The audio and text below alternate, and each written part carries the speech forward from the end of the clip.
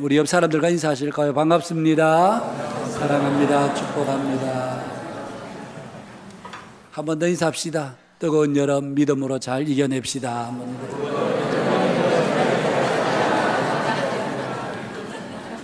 밤에 잠은 좀 주무시나요? 예. 거의 잘 못 주무시죠? 그래서 새벽기도 못 나오시는 거죠? 예. 저는 그렇게 이해하고 있습니다. 밤에 잠을 잘 못 주무시는구나. 하여튼 여름을 또 건강하게 잘 이겨내시기를 바라겠습니다. 우리 한국교회 초기 역사들을 보면 한국교회 초기 우리 신앙의 선배들의 신앙은 참 아름다웠습니다. 그야말로 말씀을 말씀대로 믿고 사는 그런 우리의 신앙의 선배들이었습니다.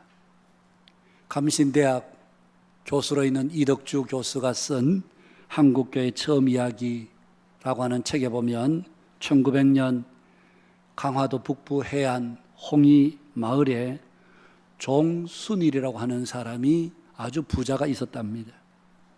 그 마을에서 그의 돈을 빌려다 쓰지 않은 사람이 없을 만큼 그는 아주 큰 부자였습니다.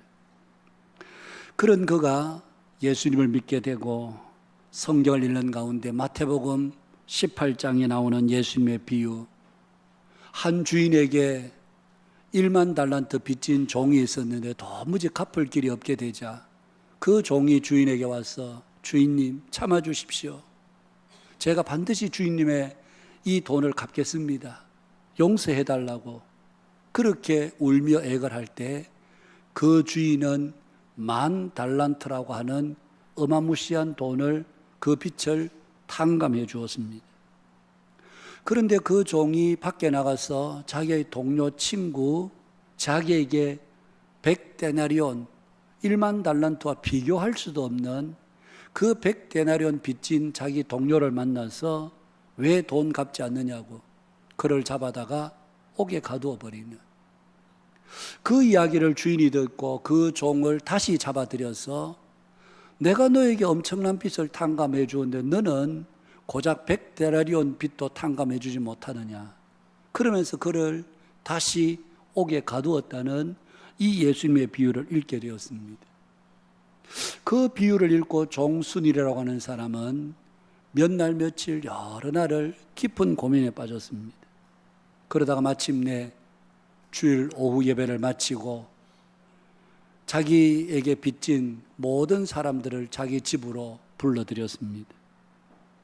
불안한 마음으로 모여든 그 사람들이 주인의 입에서 뭐라고 할 건가, 빨리 빚 갚으러 독촉할 건가 두려운 마음으로 기다리고 있는데 바로 이 종손이라고 순이라고 하는 분은 자기가 성경을 읽으면서 깨달았던 말씀, 그러면서 그 이야기를 쭉 하면서 이렇게 이야기하는 것이었습니다. 이 악한 종이 바로 나외다. 내가 주님의 은혜로 죄 사함을 받은 것이 1만 달란트 빚 탕감 받은 것보다 더 큰 은혜를 입었거늘 내가 여러분에게 돈을 빌려주고 그 돈을 받으려고 하는 것이 악한 짓이 아니고 무엇이겠소? 그러면서 그들이 보는 앞에서 그 모든 빚 문서를 꺼내들고는 모조리 불태워버리는 것이었습니다. 그야말로 말씀을 말씀대로 믿는 그런 신앙인이었습니다. 말씀을 말씀대로 믿는 신앙은 이 종순일이라는 사람뿐만이 아니었습니다. 광화읍교회, 지금의 광화중앙교회에 과부교인 김씨라고 하는 여성 노인분이 한 분 살고 있었습니다. 자식은 없었지만 재물에 여유가 있어서 복섬이라고 하는 여종을 몸종으로 두고 지내왔었습니다. 80이 넘어 예수님을 믿게 됐는데 교회 나가서 성경 한글을 배우고 그러면서 성경을 읽는 가운데 역시 마태복음 18장 18절 말씀에 그의 마음이 꽂히게 되었습니다. 진실로 너희에게 이르노니 무엇이든지 너희가 땅에서 매면 하늘에서도 매일 것이요 무엇이든지 땅에서 풀면 하늘에서도 풀리리라. 김씨 부인이 자신이 복섬이를 자신의 몸종으로 부리고 있는 것이 바로 땅에서 그 여인을 매는 것으로 그는 생각했던 것이었죠. 다음 주일 그는 교우들을 집으로 초청한 뒤에 복섬이를 방 안으로 불러들입니다. 그리고는 내가 성경 말씀을 보니 우리 주인은 하늘에 계시고 우리는 다 같은 형제인데 어찌 내가 하나님 앞에서 주인 노릇을 할 수 있겠소? 내가 복섬이를 몸종으로 부리는 것이 땅에서 매는 것인즉 그러고서야 어찌 하나님의 복을 받을 수가 있겠소? 그리고는 문갑에서 복섬이의 종 문서를 꺼내 교인들이 보는 눈앞에서 불태워 없애버렸다는 얘기입니다. 그리고는 그의 몸종이었던 복섬이에게 복섬아, 지금 이후로는 너는 더 이상 내 종이 아니다. 자유의 몸이 되었으니 내 집에서 나가도 된다. 깜짝 놀란 복섬이가 울며 매달립니다. 마님, 제가 여기서 나가면 갈 데가 없습니다. 그러자 과부교인 김씨는 그 복섬이를 자신의 양녀로 삼았습니다. 그리고는 그 이후의 삶을 주님 앞에서 믿음 가운데서 아름답게 살았다는 그런 기록들이 지금도 한국교회 초기 역사 가운데 고스란히 기록으로 남겨져 있습니다.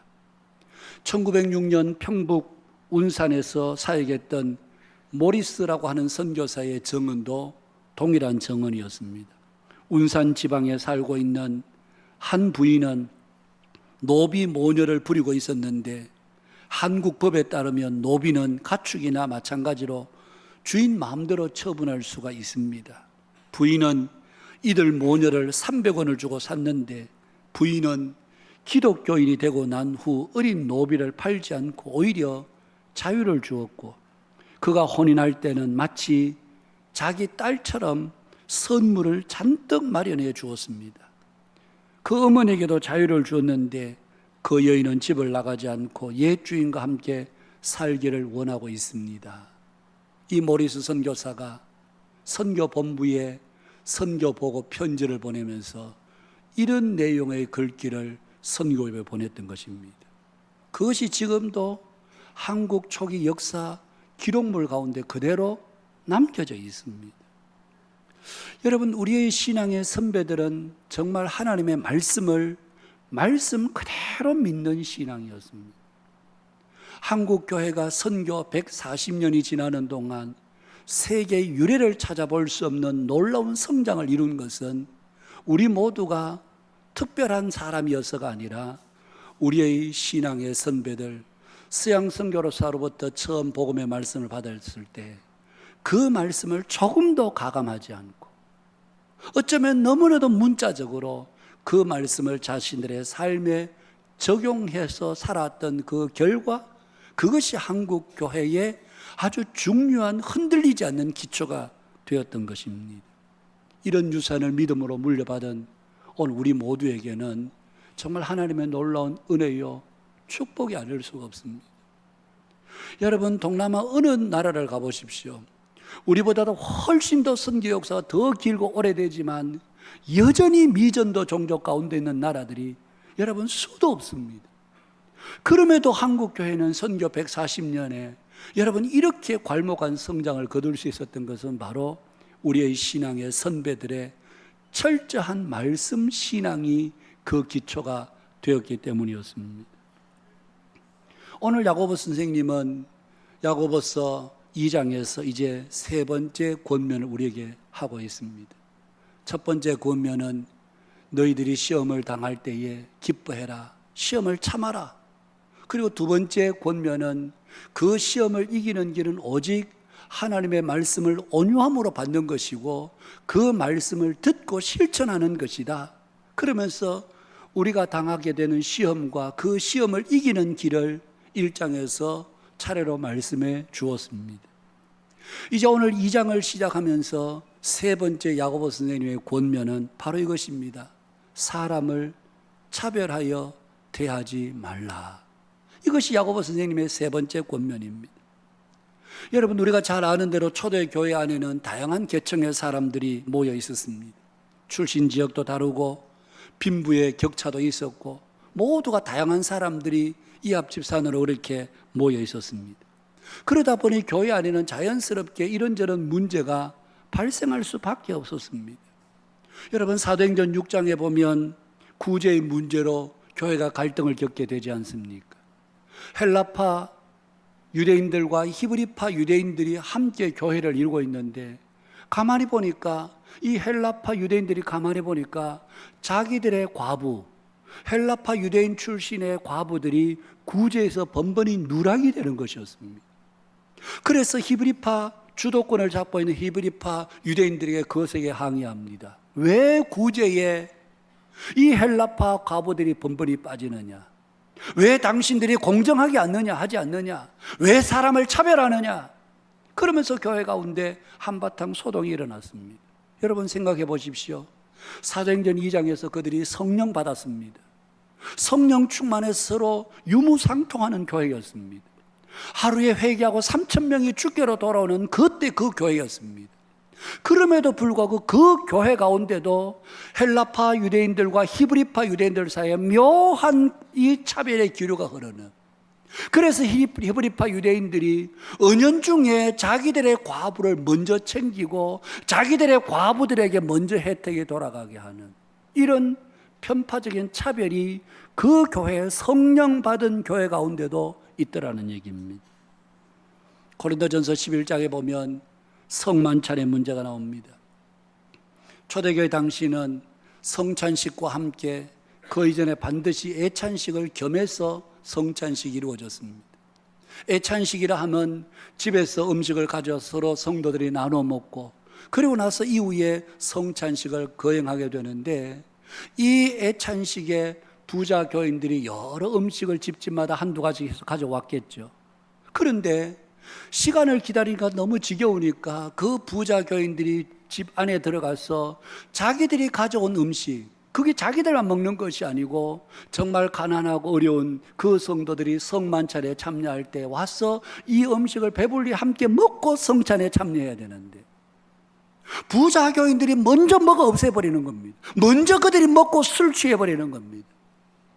그래서 사도 바울이 그들을 책망합니다. 왜 하나님의 성찬을 너희들이 더럽히느냐? 너희들에게 먹을 음식이 없고 마실 음식이 없느냐? 왜 너희들이 가난한 자들을 멸시하고 그들을 업신여기느냐? 그러면서 고린도 교회 성도들을 책망하는 것을 보게 됩니다. 여러분, 지상교회는 이 차별을 피할 수가 없습니다.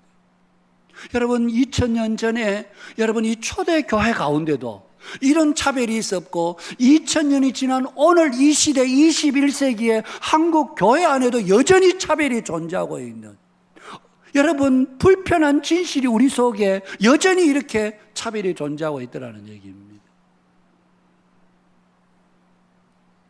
교회들마다 다 자기들의 교회가 좋은 교회라고 이야기합니다.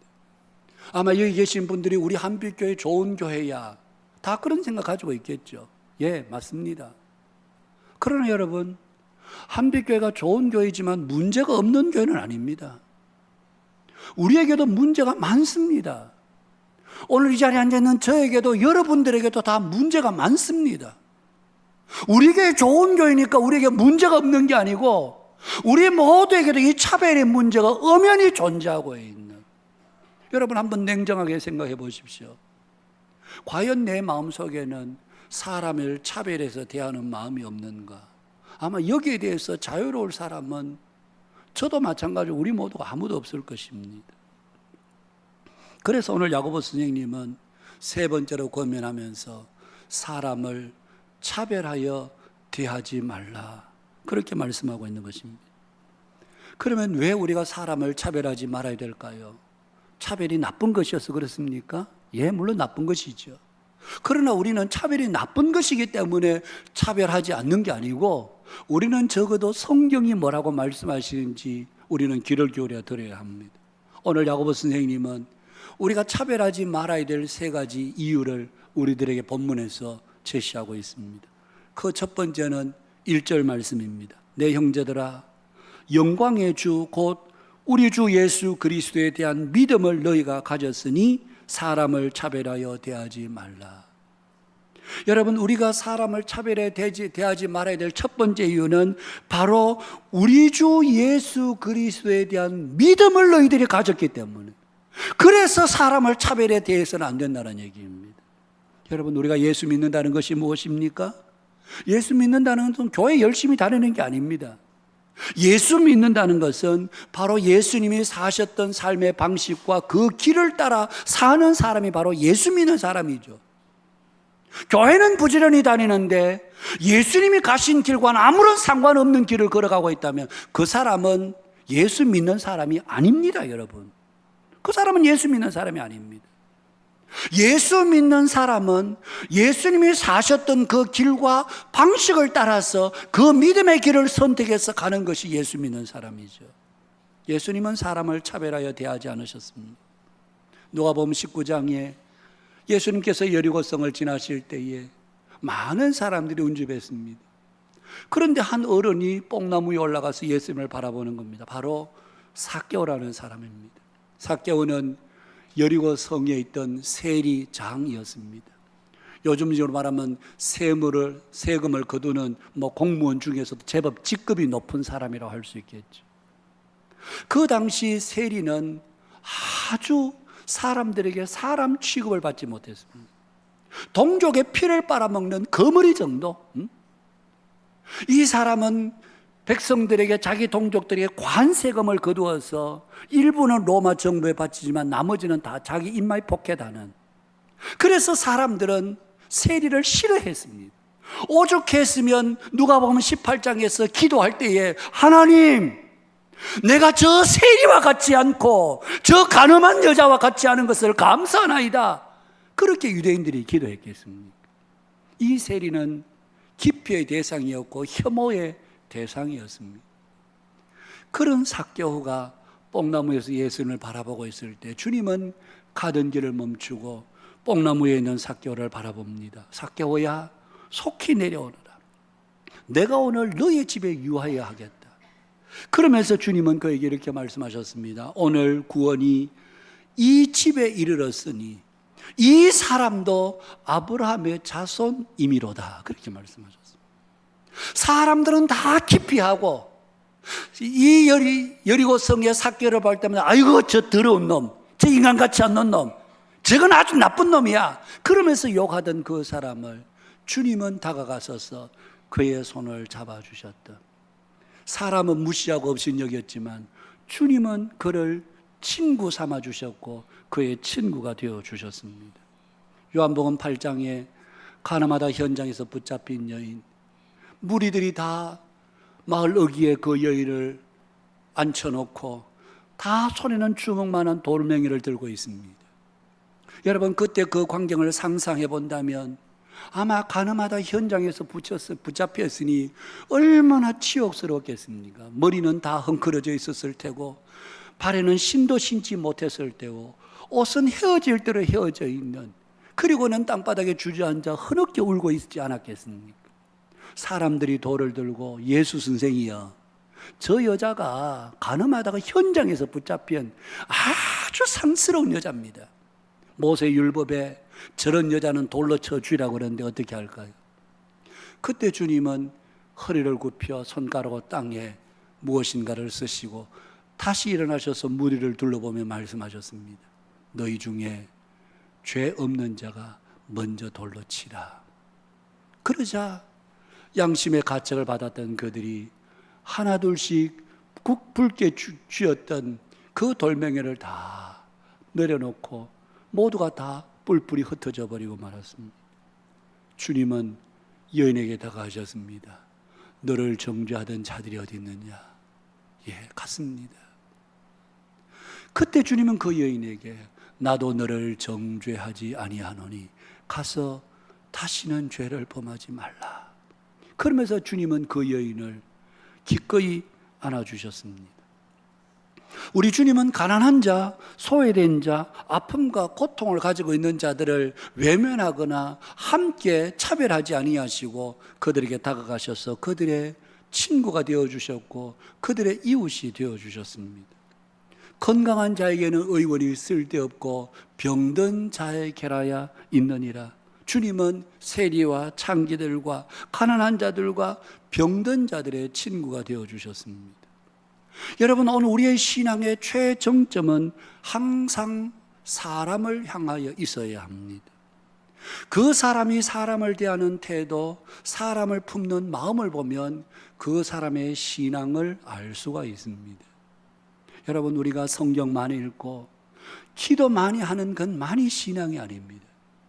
성경 많이 읽고 기도하는 것의 최종 목적은 하나님 사랑과 함께 이웃을 사랑하는, 사람을 사랑하는 것이지, 사람을 사랑하는 것을 제외하고 있다면 그 신앙은 불완전한 신앙이요 온전한 신앙이라고 볼 수가 없습니다. 우리는 종종 하나님께만 잘하면 된다, 그렇지 않습니다. 여러분, 하나님은 단 한 번도 너희들이 내게만 잘해라, 사람들은 함부로 해도 된다, 사람들은 무시하고 업신여기게 되고 나에게만 잘하면 돼, 하나님은 한 번도 우리에게 그렇게 말씀하지 않으셨습니다. 너희들이 나에게 잘하는 것만큼 이웃들에게 너희들이 그렇게 해라. 그것이 오늘 야고보 스님이 우리에게 하신 말씀입니다.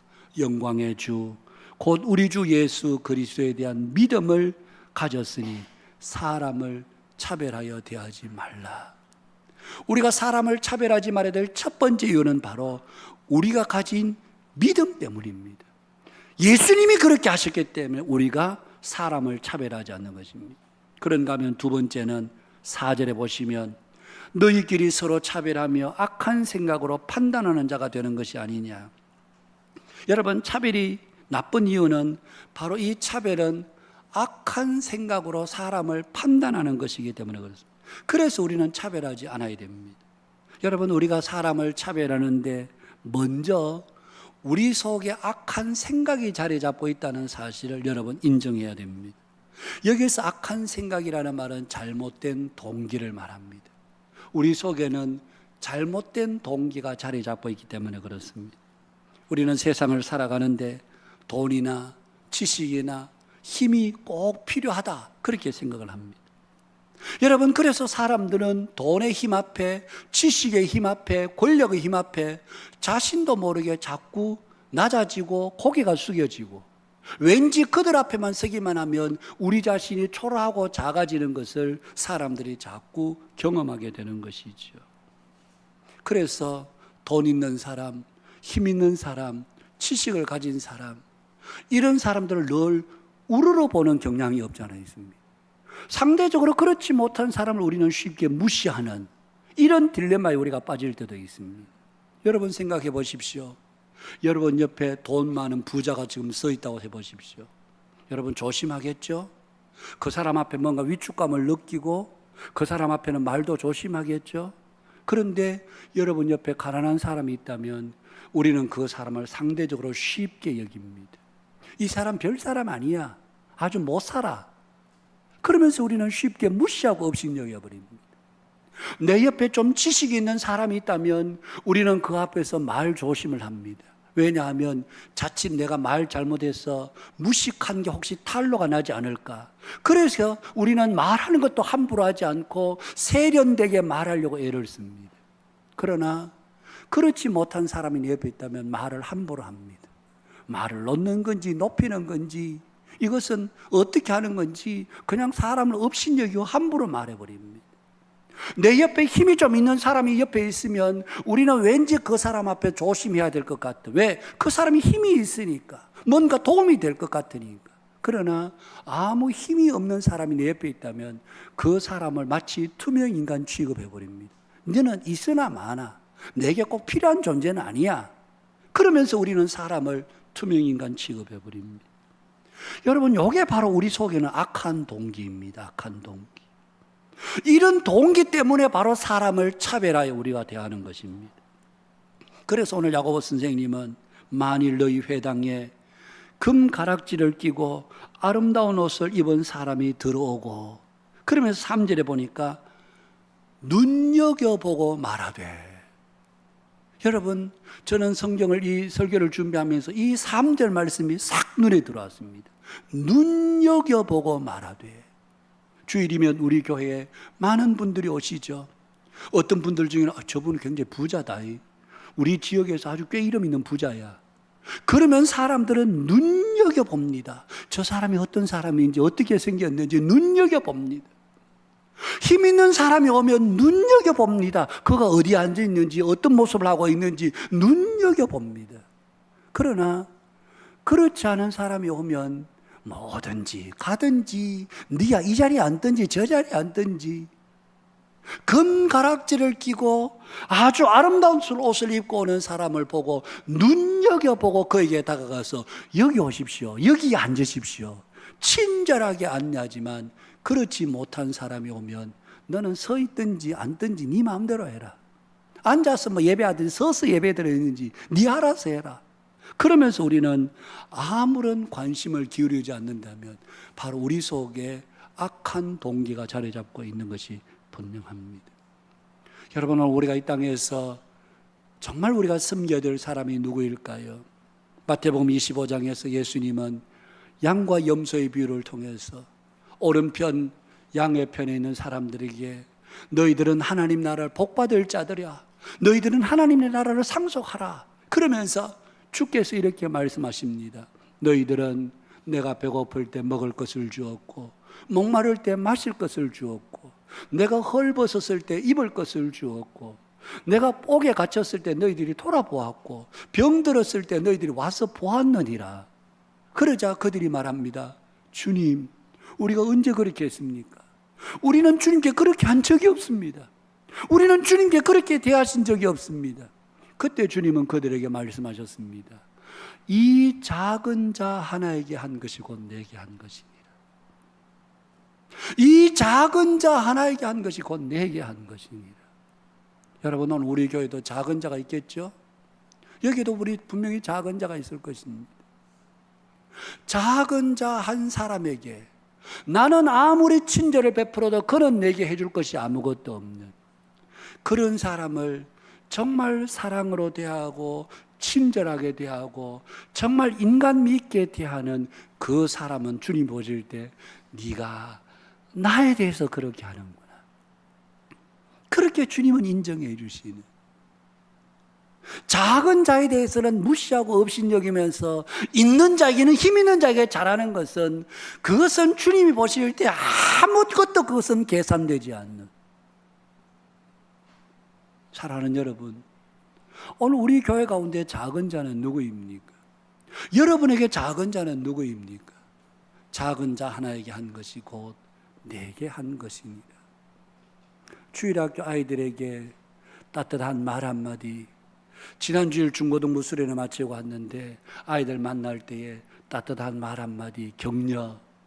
여러분, 그것이 그냥 공중에 날아가 버리고 없어집니까? 아닙니다. 여러분, 작은 자 하나에게, 힘없는 사람에게 대하는 것이 곧 나에게 하는 것이니라. 주님은 그렇게 말씀하십니다. 여러분, 우리가 감히 누가 누구를 판단할 수 있습니까?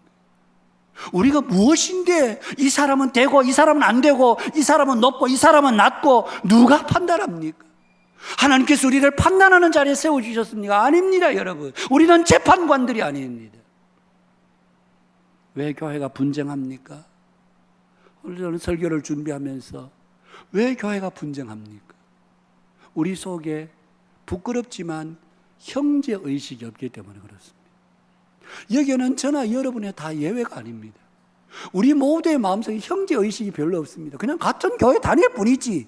너는 니고 나는 나고 내 거 내 먹고 너 거 너 먹고 그런 거지. 우리 속에는 정말 그리스도 안에서 형제의식이 없습니다.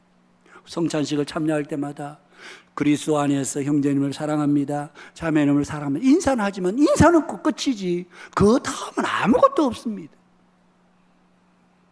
이게 오늘 우리 한국 교회의 모든 교회들의 현실입니다.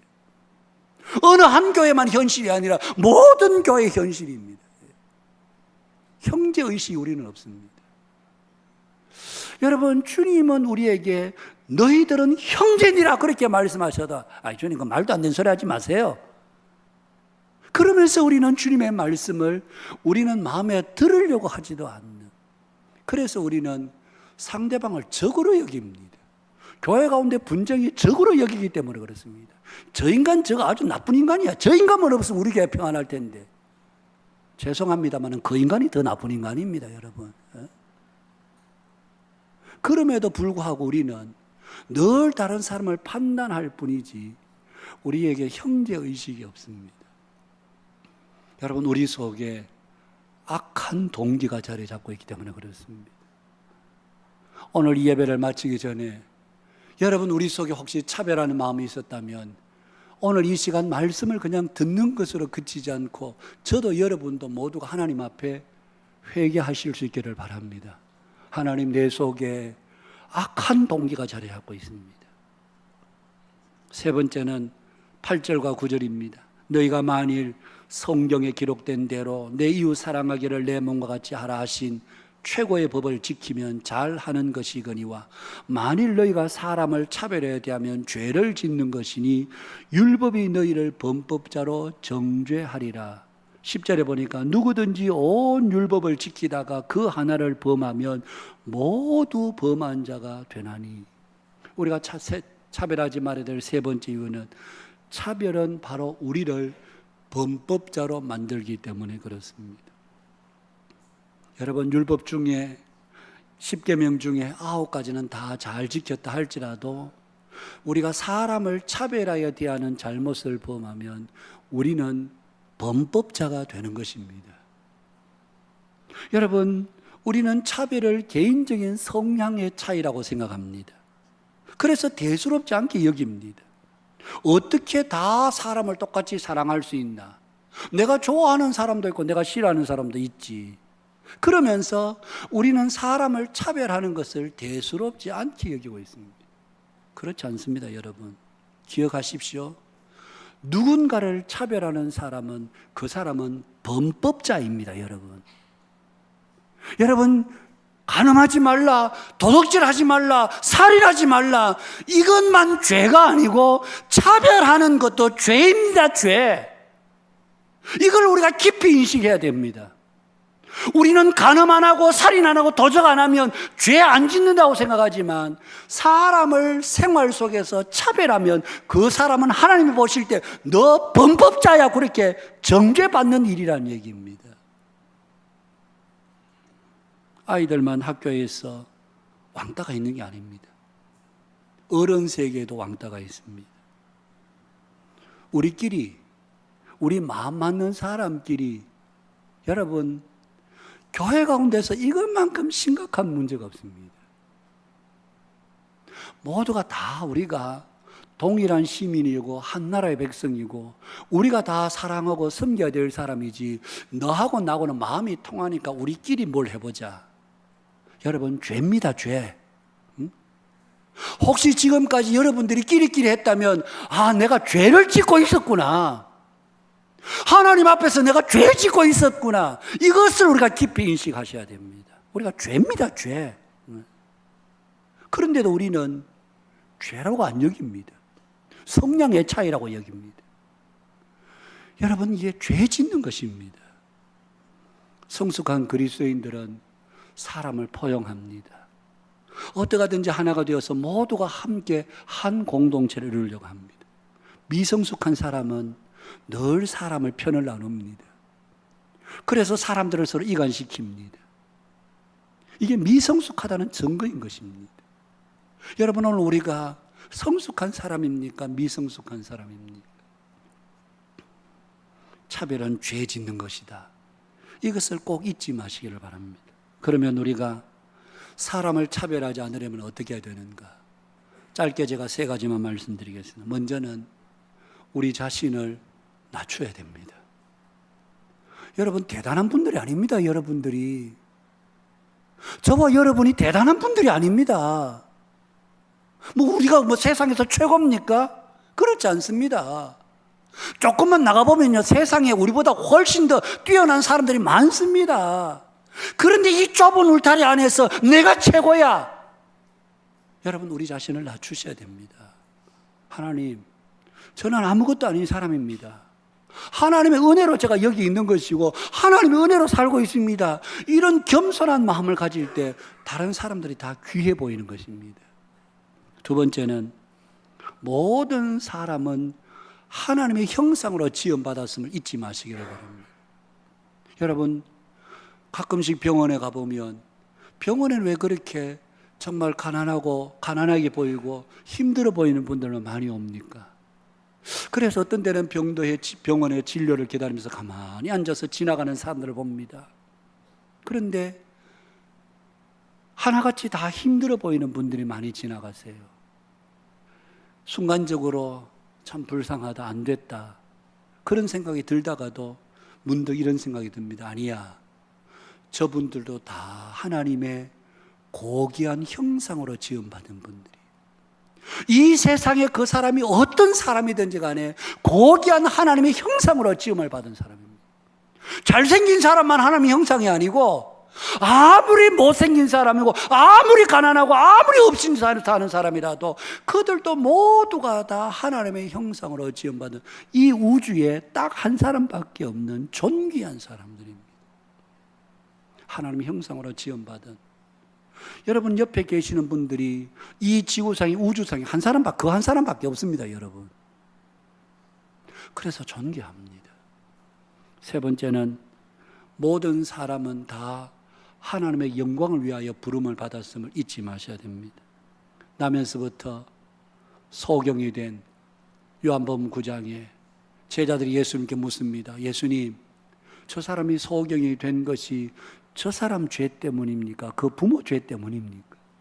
그때 주님께서 저 사람의 죄도 그 부모의 죄도 죄가 아니라 저 사람에게 하나님이 하실 일이 있어서 그렇다.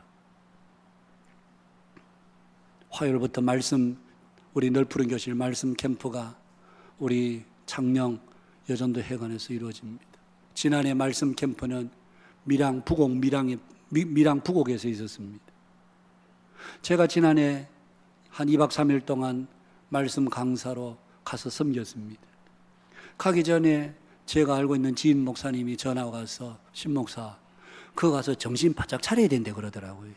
왜냐하면 아이들이 막 소리를 지르고 막 돌아다니기 때문에 설교 줄 딱 놓치면 이 설교가 산으로 가는지 들로 가는지 모른다, 정신 바짝 차려야 된다고 그러더라고요. 그래서 나름대로 정신을 차리고 갔습니다. 가기 전까지 내가 괜히 강사를 하겠다고 그래서 하지 말걸, 안 된다 그럴걸 후회를 많이 했습니다만, 가서 첫 시간 딱 써보니까 그 생각이 얼마나 엉터리 생각이었는지, 아이들이 얼마나 말씀을 잘 듣는지 놀랐습니다. 여러분, 아이들이 여러분 자폐를 가지고 있고 또 다운 증후군을 앓고 있는 아이들이 앞에 나와서, 아이들이 아니죠, 벌써 나이가 30, 40이 된 분들이니까 나와서 찬양하는데 막 벌쩍벌쩍 뛰면서 찬양을 해요. 아마 다른 분들이 보시면 아이고 웃긴다 야, 그렇게 보이실 수도 있겠죠. 그러나 여러분, 가만히 앉아서 건성으로 찬양 드리는 것보다 그들이 마음의 감정에 요동치는 것을 따라서 신나게 뛰며 찬양하는 것을 하나님이 더 기뻐 받으시는 누가 아시겠습니까? 그래서 우리는 판단할 수 없습니다. 저들을 통해서 하나님이 하시는 일이 있구나. 사랑하는 여러분, 오늘 말씀의 결론을 우리가 다시 한번 생각하면서, 우리 주변에 어떤 사람이 있든지, 내가 보기에는 저분이 생활이 어렵든 아니면 여러 가지 힘들게 어떻게 사시든, 그분이 누구든지 간에, 교회 앞을 지나가는 분들이 어떤 분들이든지 간에 한 사람 한 사람 다 귀한 분들이다. 귀한 분들이다. 내가 만나는 모든 사람들이 귀한 사람들이다. 그런 마음을 가지고 사람을 대하는, 이것이 그리스도인들이 가져야 될 신앙의 모습입니다.